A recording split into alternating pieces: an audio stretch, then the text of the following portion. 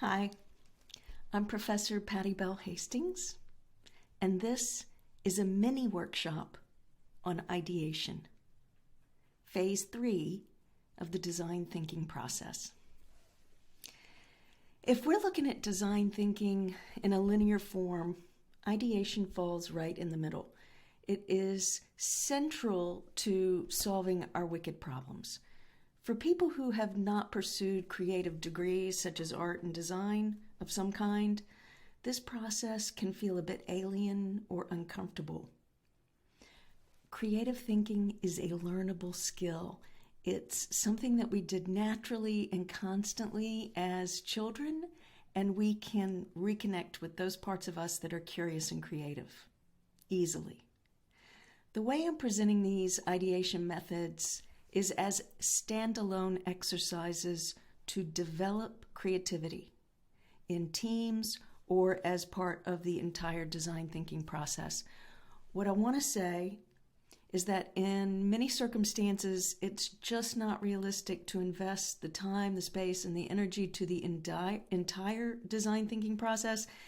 And I believe we can look at each of these phases and the methods within the phases and use them modularly as standalone processes.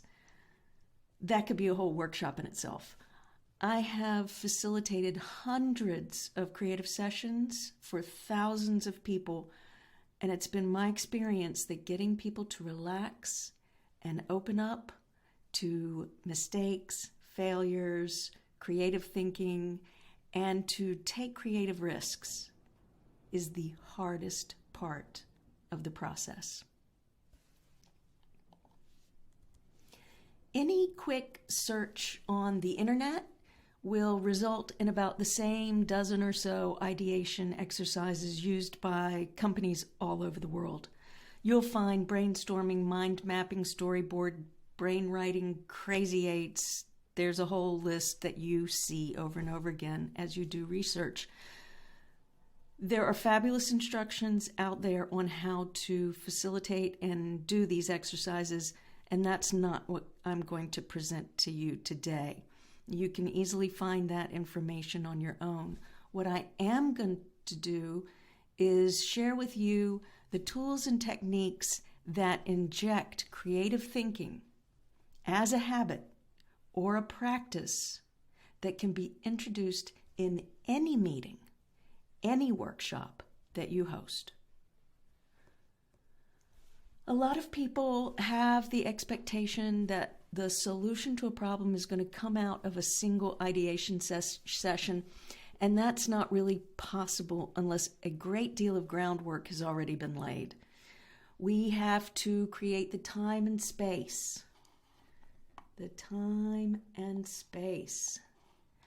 devoted to and dedicated to creative thinking, creative exploration, and frankly, just mucking around. We have to exercise our creative thinking muscles to make them stronger, faster, and better. And many of us have not done this since we were children. You have to allow time for people who have been chained to numbers, spreadsheets, and other creativity-killing processes to make the transition to fruitful ideators. We can't start the ideation process without setting the foundation for creativity within our teams and organizations. There's certain conditions that are required to allow for the most creative practices and solutions that people can muster. Maybe you've even tried some of the standard ideation exercises with your team and you're wondering why you're not getting the same innovative results that others are getting. Or maybe you're struggling to convince your company that the time and effort for creative thinking will benefit the bottom line. There are aspects that are hard to sell to the accounting office and the executive suite. In addition to ideation and creative practices, user experience design and research are also hard sells. It's becoming easier, but the struggle is real. You may have built the case for your company to invest the time and effort in cultivating a creative culture. There are great examples of companies that designate specific periods of time for employees just to experiment on their own ideas. Google calls it the 20% rule. I call it studio time. Creativity in the studio.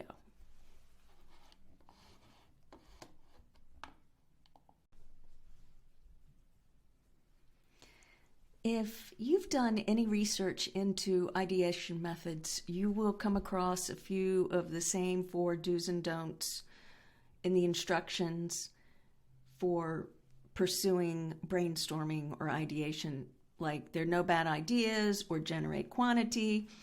Those are just the beginning of a multitude of issues that can thwart a creative problem-solving session. And I wanted to share with you a list of creativity killers. And these are some of the things that could exist in our team, company, or organization. And if they exist at any level, then it'll be really hard to come up with innovative ideas. I would say the 2 most difficult to overcome in this scenario are mistrust and judgment. But we have several that are affecting us right now with a massive global pandemic, and that's burnout, fear, and exhaustion right here. So you can imagine how unlikely your people will be to speak up in a meeting if there is mistrust or fear of judgment. Many of us don't want to be judged, and the easiest way to avoid that is just not to contribute. Judgment, comparison, assumptions, they're so ingrained in us as humans that it's difficult to overcome these obstacles. But we can, and we do, and it's been done. But if your team suffers from any of these adversities on this list, then I would start with some other kinds of workshops and trainings that you need to conduct before engaging with ideation and design thinking. And those are trust building and empathy and communication workshops. So let's jump now to our creativity cultivators. And these are the qualities, practices that we want to create in our company culture so that we can have those amazing ideation sessions where everyone contributes. And these are the opposite of the creativity killers. Some of these conditions include mutuality, trust is a huge one, safety, security, openness, prosperity, empathy. This could be an entire workshop in itself, right here. Just laying the groundwork for these creative soil, the creative soil for us to grow these amazing innovations out of. So we're just going to take a look at a couple of these really quickly. And I want you to think about which of the killers exist in your team or company or culture, and which of the cultivators exist in your team or your culture or your company before we move on. So questioning and curiosity, those are huge, huge creativity drivers. So let's see. Let's move on to the actual creative process. Ideation has to be coupled with creativity. We've got to look at creative thinking and creativity in order to get the best results from the workshops that we are using to build new products, to create new services, to improve what it is that we already do. We've got, in opposition Novel ideas and relevant ideas. And let me talk a little bit about this. This is a spectrum. There are a wide variety of solutions that fall along this spectrum. On the one side is the novel and new ideas. On the other side are the sort of expected, relevant ideas. The novel ideas are the things that no one has seen before. And the other end of the spectrum are the things that are sort of improvements on what already exists. Most of us have not had the mission of pursuing novelty in our job description.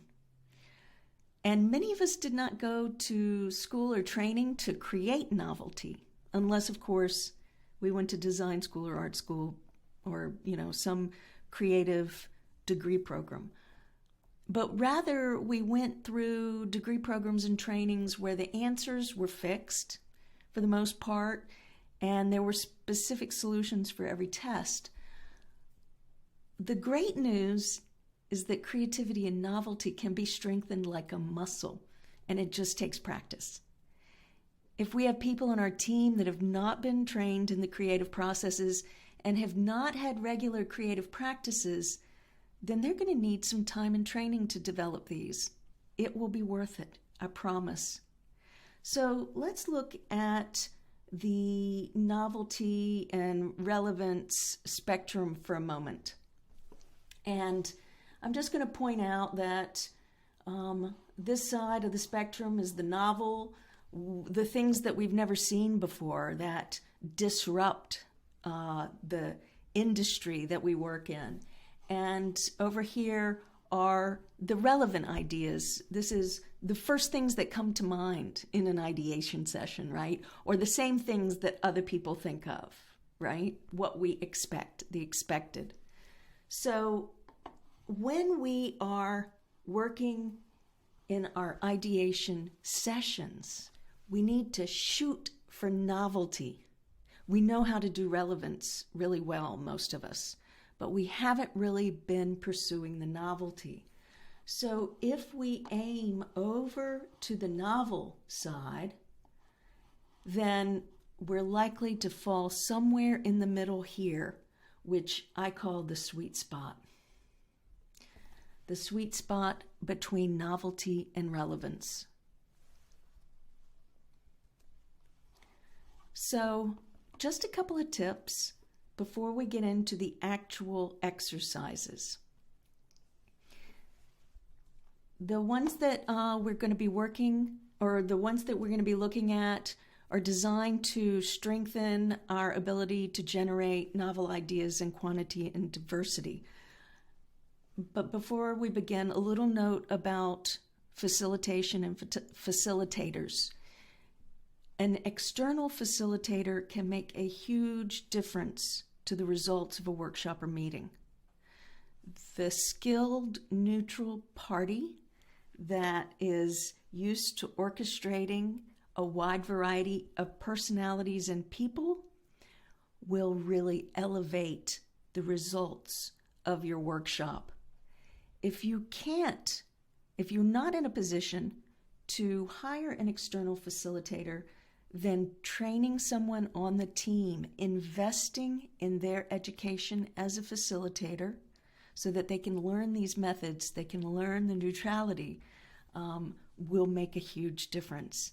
And one of the keys is you want to make sure that all the voices are heard, the extroverts and the introverts, and everyone in between gets their ideas on the table.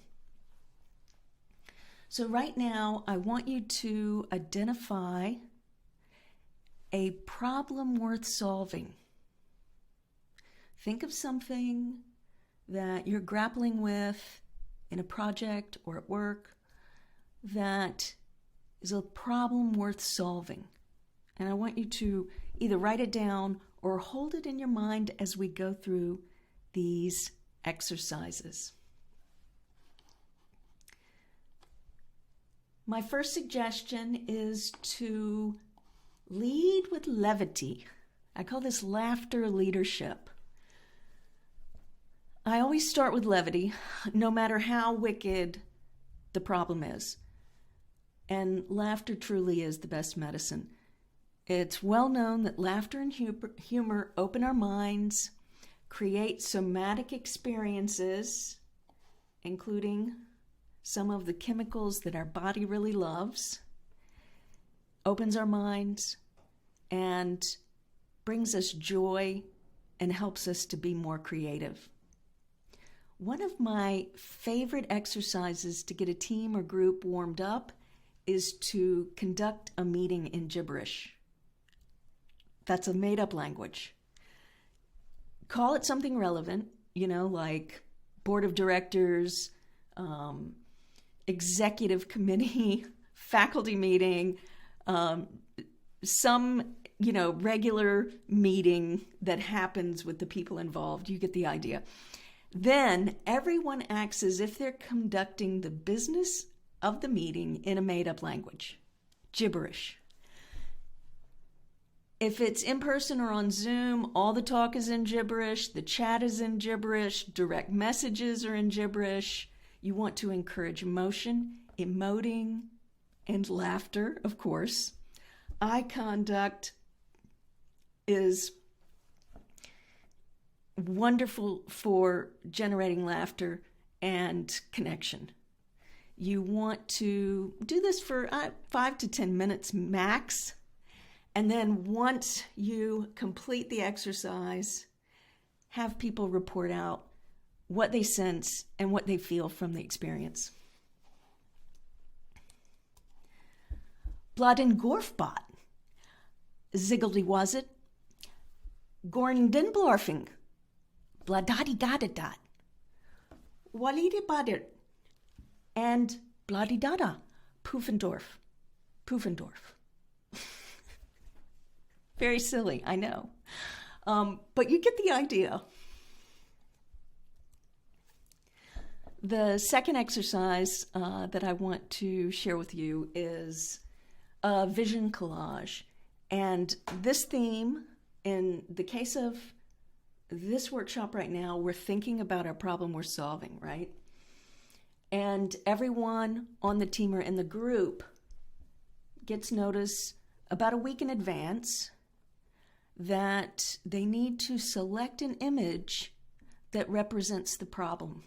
And that's all the instruction that you want to give. People are going to want to know exactly what they're supposed to get. And they're going to want to know maybe literally what they need to pick out. But leave it vague. Ambiguity is key in creative exercises. Leave it vague and just ask them to pick an image that represents the problem to them. So when the group gathers, everyone puts their image onto the vision board.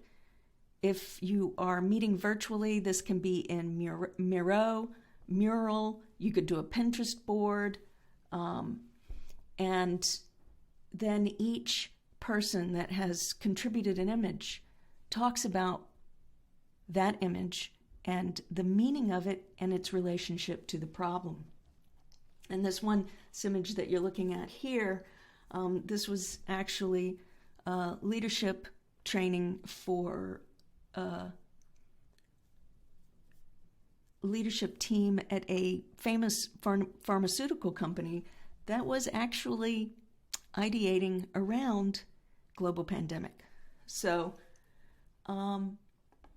once everyone has introduced their image, then all of the members of the group again approach the vision board, whether it's virtual or whether it's in real life, and add comments to it, thoughts, ideas, those sorts of things.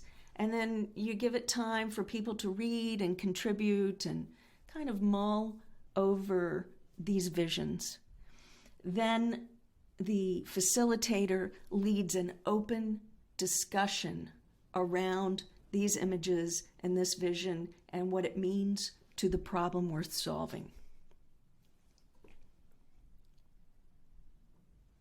So think about, for a moment, your problem we're solving and what images come to mind when you think about it?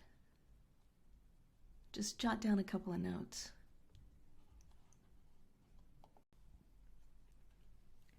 The next exercise is the Exquisite Corpse Storyboard. And if you've never heard the term Exquisite Corpse, I have a URL that will take you to an image search that shows all kinds of amazing examples of where the word originates or where the term originates.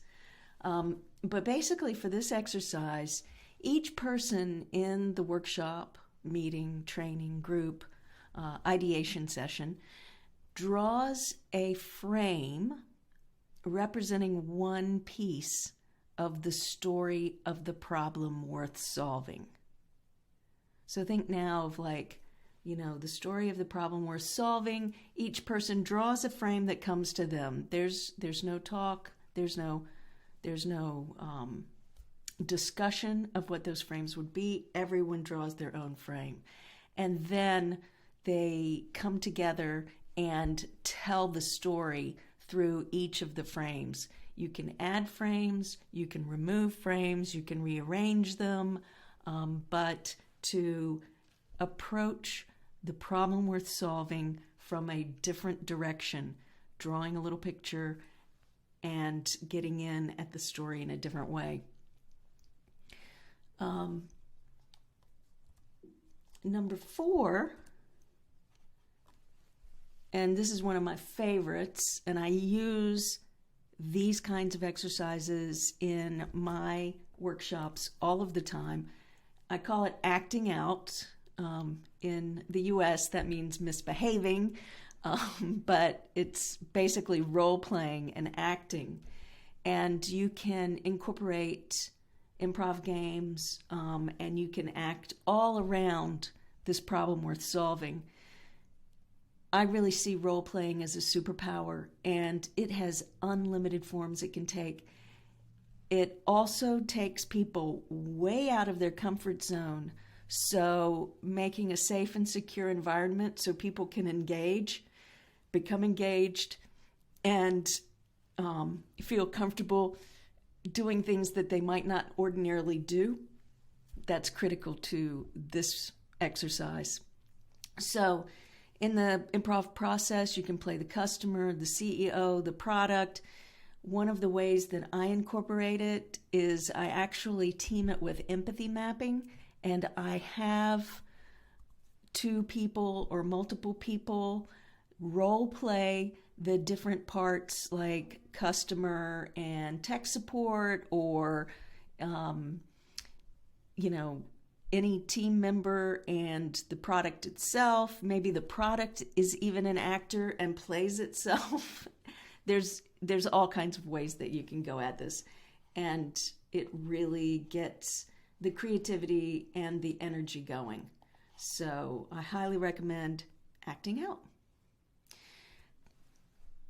The next one is Assumption Storm. Now you're going to see all kinds of storms, game storming, when you are researching ideation.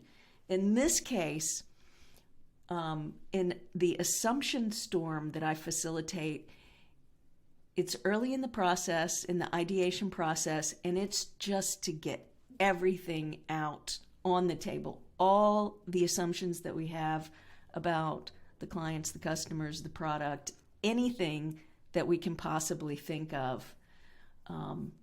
So you make a list, you compile it, you can do it with Post-its and do it all up on a wall or in Mural or Miro, whatever, assumptions that you can get out in front of everybody to consider and discuss. And then you can counter those assumptions with discussion, thoughts, ideas, or even data. You can even bring in data that proves that that assumption is not true. So that's a great creativity. And then the last number 6 exercise is Alien Takeover. So this is an exercise where part of the team plays the company, alien intergalactic company that has taken over your team or company. And they are coming in, it's their first day on the job, and you must explain all of the problem we're solving or the product or the customers or whatever it is that you're working on, whatever problem area you're working on. And the only thing that the aliens can say is why? Why? Why? And they're documenting, the aliens are documenting all of the answers to these questions about why. Now, I like this one because we can't always have an external consultant come in and see things in a new way or see things that we couldn't see because we were inside of it. And this is a way to get part of the team to be external viewing and into it. And it's really fun. And if you dress up in alien costumes, it's even more fun. So that's our 6 exercises that you can apply to problems we're solving to cultivate creativity. And just my last idea I want to share with you is that lack of creativity is a failure in leadership. And if you want your company, team, culture to be more creative, then you must lead the way in creating an atmosphere, processes, practices, and habits around creativity. Build a culture safe for creativity. So, thank you. I'm really grateful for the time that you've taken to invest and engage in my ideas and what I've presented to you today. So please make sure that you download the workbook and you figure out how you can apply some of these things to your problems worth solving.